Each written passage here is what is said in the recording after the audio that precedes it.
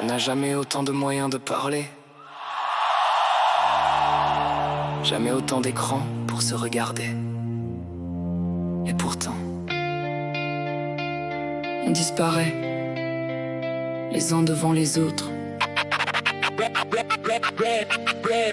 Dans le métro sans visage, personne ne se voit. Chacun serre son écran comme une main qui ne répond pas. Un net sur 6 connaît le poids de la solitude, mais on compte les abonnés, jamais les inquiétudes. Un vieux mange en silence face à une chaise vide. Une fille poste un sourire pendant qu'au fond elle vacille. On écrit ça va sans attendre la réponse. Un cœur rouge apparaît puis le silence s'enfonce. La colère se construit derrière les portes fermées. On entend le voisin pleurer, on monte la télé. Un homme tombe dans la rue, du téléphone s'allume. On vole sa douleur pour quelques secondes de vue. On sait tout, on voit tout, on partage tout en direct.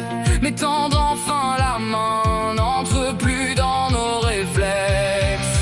Tout le monde regarde, tout le monde fait défiler la misère sous nos doigts, la colère dans nos quartiers. Tout le monde regarde, puis détourne les yeux.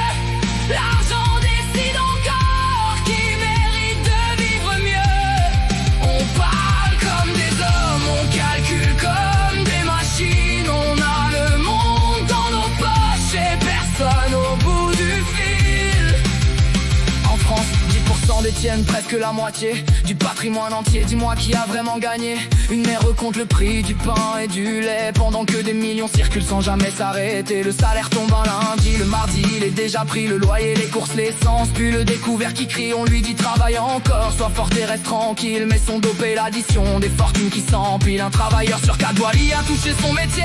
Pas forcément le détruire mais déjà le transformer. Elle imite nos voix, nos visages et nos phrases pendant que l'humain court derrière ceux qui le dépassent. Ce n'est pas la machine qui choisit qui doit partir, c'est celui qui tient les comptes et veut encore grossir l'outil pour aider, soulager, mieux soigner. Mais quand l'argent tient le code, l'humain devient une donnée. On appelle ça le progrès, sans demander pour qui.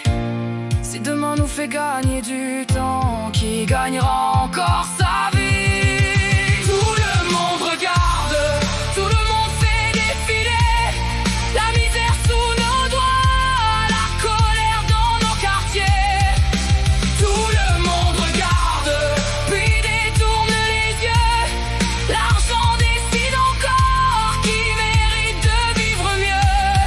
On parle comme des hommes, on calcule comme des machines. On a le monde dans nos poches et personne au bout du fil. Plus de 100 millions de personnes ont fui leur foyer, pas pour changer d'horizon, pour ne pas être tués. Sur nos écrans, leurs enfants passent entre deux réclames. Puis la musique revient couvrir le bruit des larmes. Des villes deviennent poussière, des familles cherchent un abri. Les puissants parlent de paix dans des hôtels loin du bruit. Ils négocient des frontières, ils redessinent la terre. Mais ceux qui payent le prix n'ont jamais choisi la guerre. Chez nous la rage monte, alors on cherche un coupable. Le voisin, l'étranger, le pauvre, tous ceux qu'on croit plus faibles. On se déchire entre nous pour les miettes sur la table, pendant que certains font du monde un immense marché rentable.